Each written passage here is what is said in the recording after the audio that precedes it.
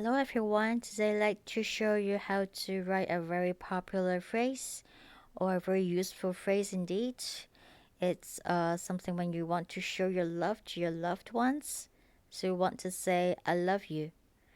In Chinese, we say 我爱你,我爱你,我爱你.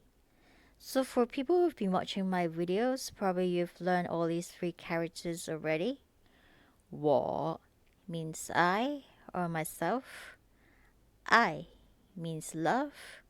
So it can be a verb or a noun. So here is a verb. 你 means you. 我爱你. I love you.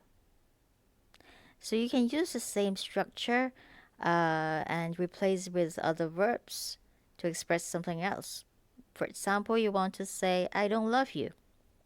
So you can say, 我不爱你,我不爱你. So you just add the word 不 here. Or I know you. 我明白你,我明白你. Or I miss you. 我想你,我想你. Alright, so I hope you enjoyed this video. Thank you so much for watching. Bye.